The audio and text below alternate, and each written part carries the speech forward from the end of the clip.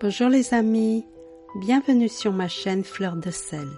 L'histoire que je m'apprête à vous lire, c'est Roc inébranlable et roseau fragile de Jacqueline Helt, illustration de Thomas de Coster, aux éditions Albin Michel Jeunesse. Laissez-vous emporter et plonger dans ce petit conte de sagesse.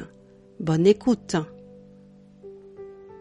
Dans un pays loin, très loin d'ici, habitait voilà bien longtemps un chasseur appelé Vent du Sud.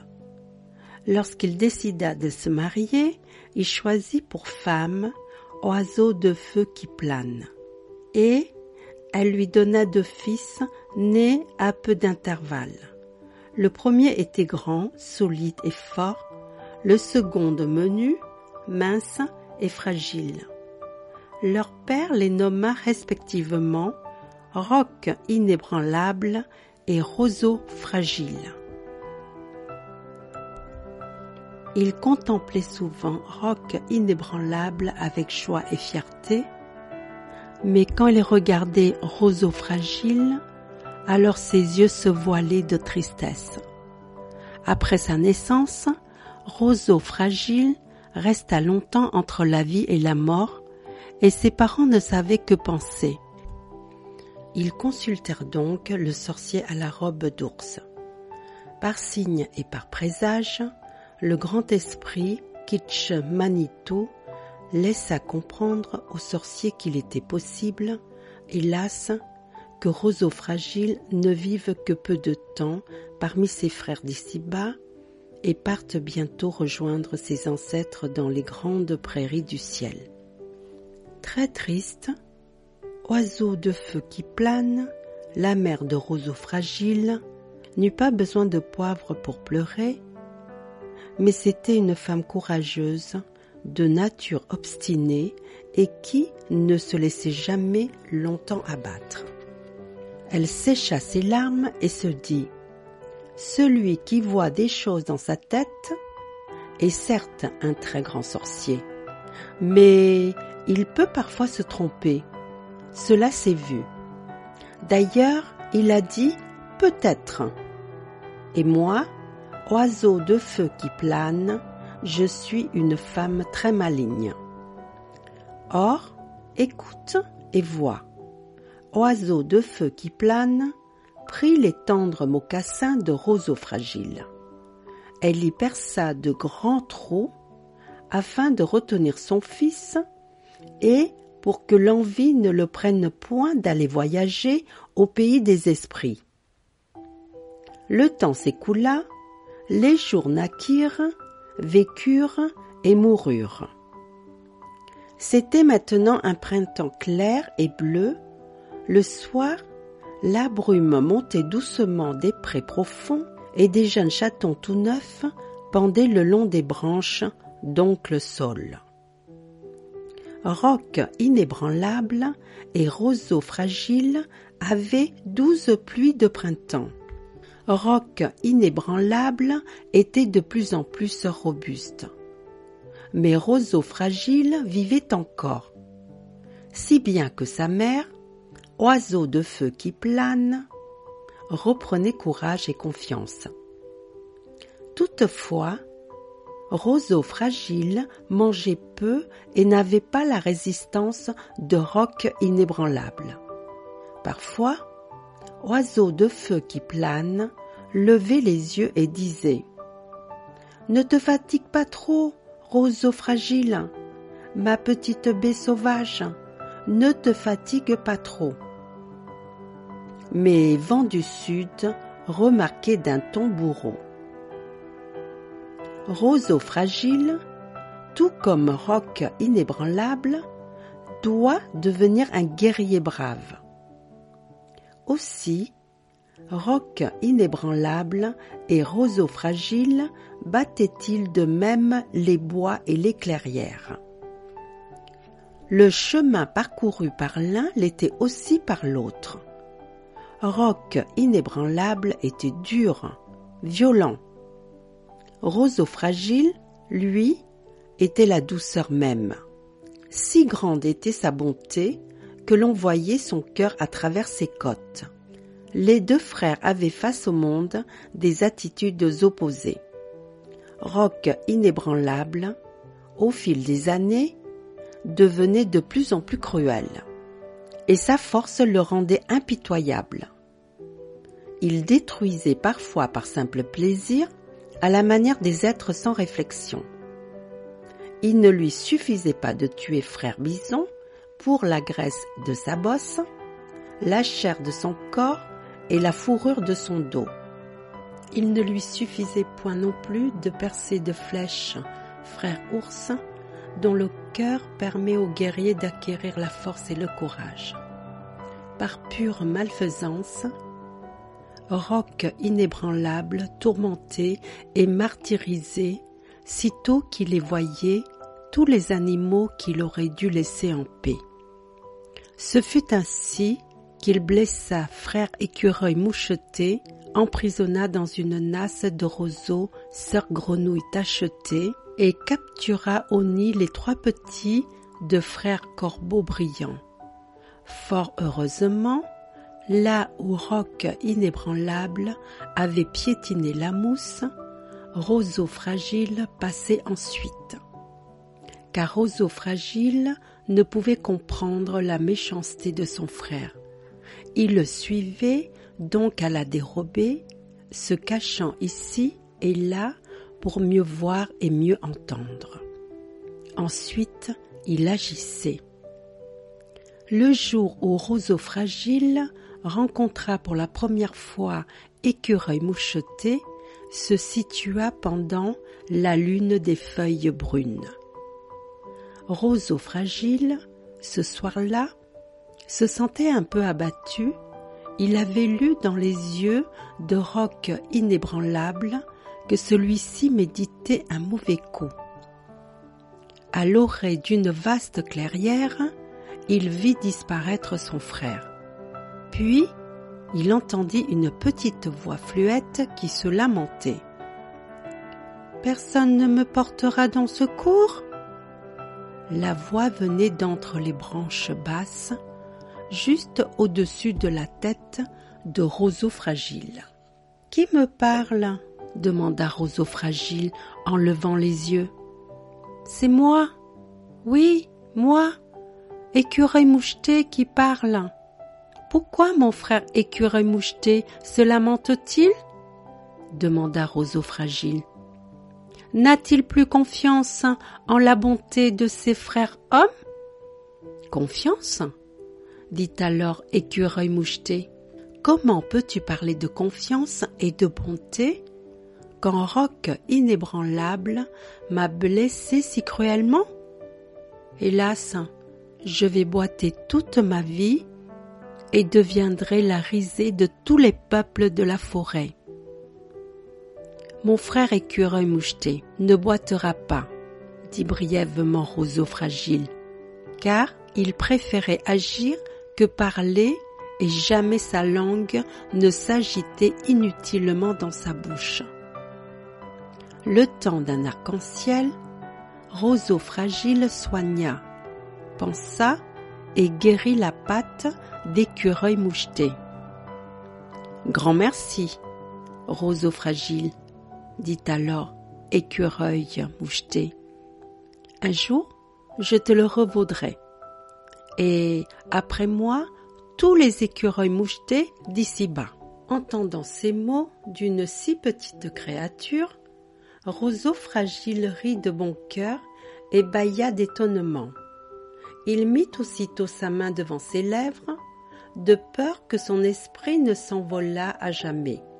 Puis, il voulut répondre, mais Écureuil moucheté avait déjà disparu, et Roseau fragile continua sa route. Le jour où Roseau fragile rencontra Grenouille tachetée se situa pendant la lune de la saison triste. De nouveau, Roseau fragile avait lu dans les yeux de Roc inébranlable que celui-ci pensait à faire le mal.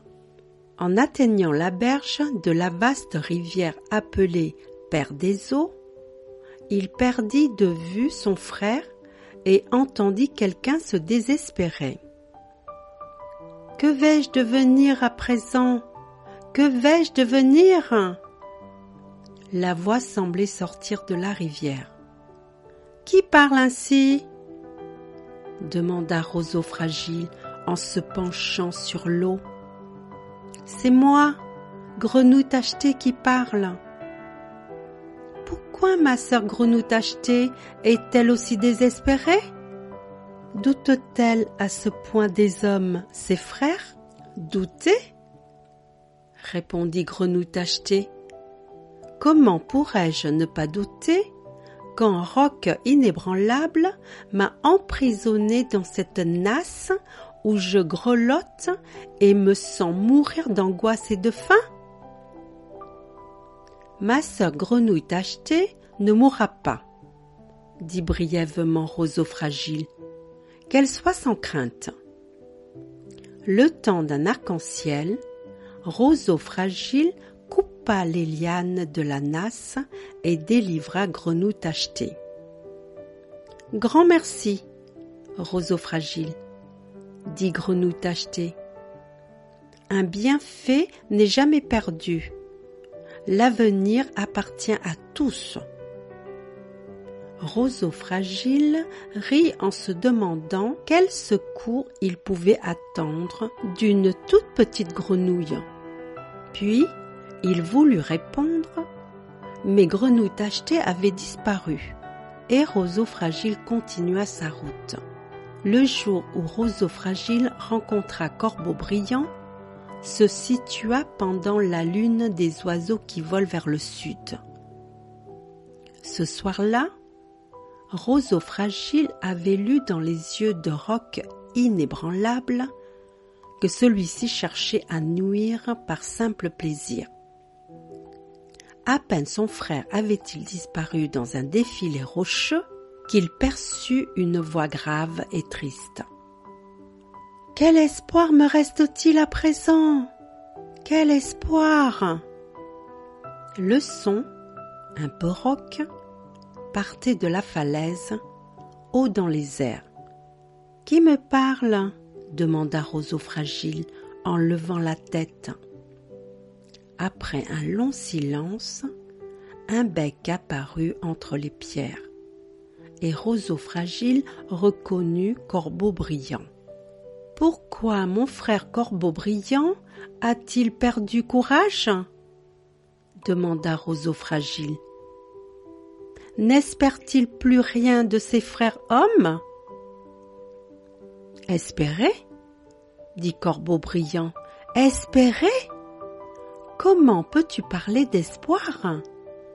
Roc inébranlable a capturé mes petits encore couverts de duvet. Je retrouverai les petits de frère Corbeau Brillant, dit brièvement Roseau Fragile. Oui, je les retrouverai. Le temps d'un arc-en-ciel, Roseau Fragile retrouva dans les broussailles les 3 enfants corbeaux et les ramena à leur père. « Grand merci, Roseau Fragile, dit alors Corbeau Brillant. Tu verras, on a souvent besoin d'un plus petit que soi. » Une fois encore, Roseau Fragile rit. Que pouvait faire pour lui un malheureux corbeau? Il ouvrit la bouche, mais Corbeau Brillant avait déjà disparu. Et Roseau Fragile continua sa route. Encore une fois, le temps s'écoula, les jours naquirent, vécurent et moururent.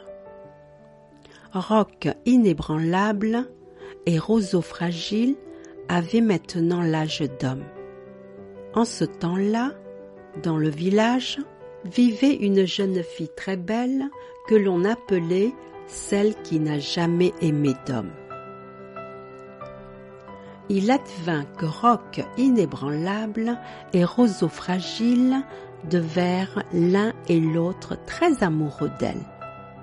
Si la jeune fille paraissait douce comme un dos d'antilope, Elle était en même temps plus têtue que le pire castor du fleuve Orange.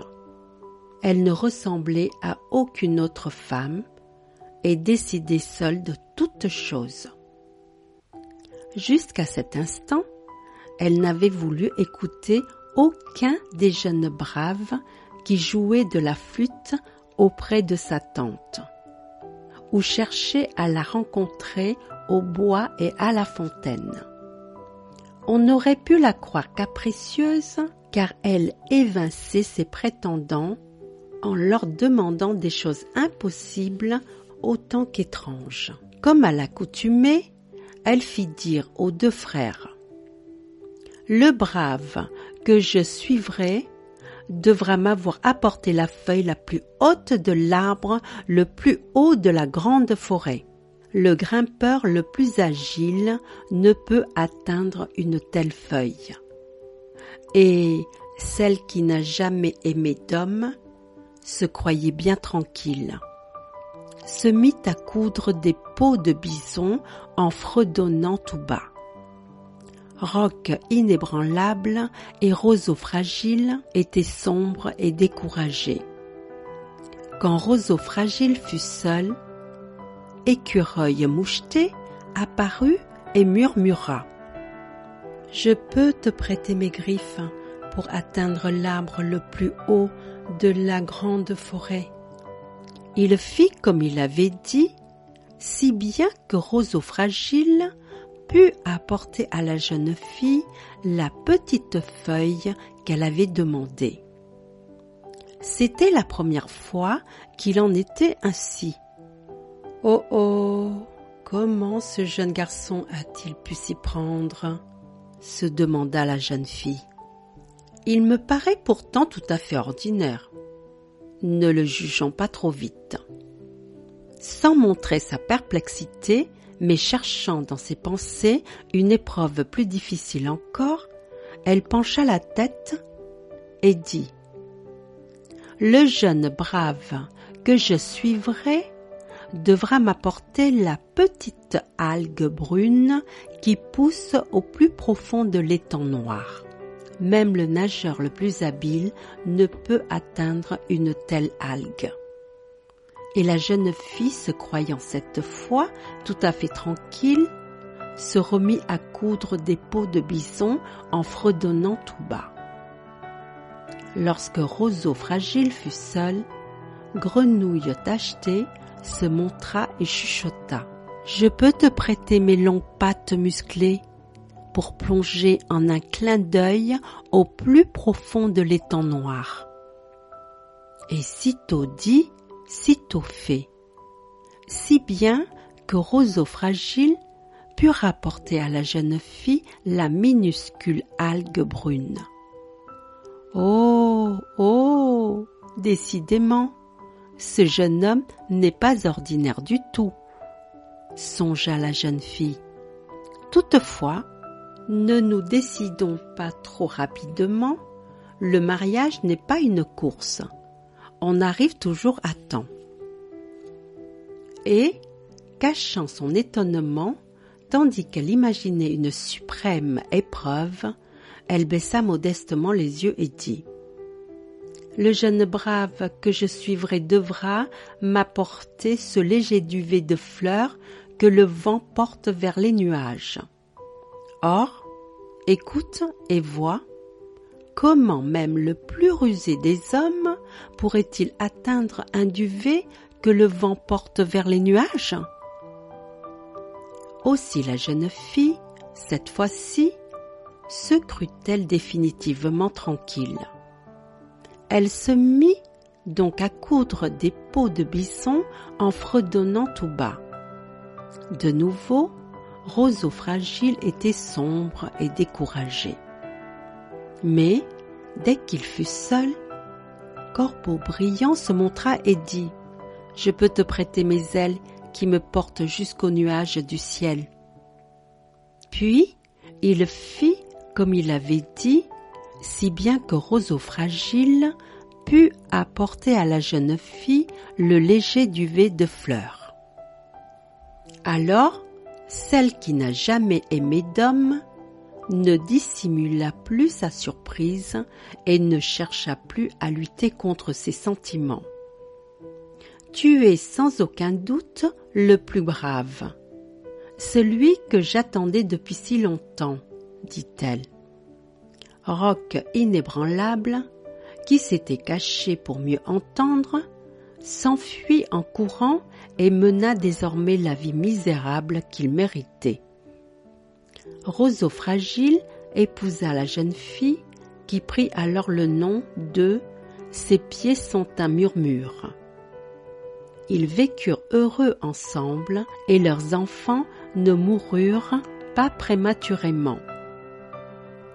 Quand ils sentirent sur eux le poids des ans, Roseau Fragile dit « La vie devient bien pénible. Je crois qu'il est temps pour nous de quitter les hommes. » Répondit « Ses pieds sont un murmure. »« Qu'il en soit ainsi. » dit Roseau Fragile. Alors, ils attendirent le soir, montèrent dans les grandes prairies du ciel et devinrent 2 étoiles. Et voilà, c'est fini. À bientôt les amis.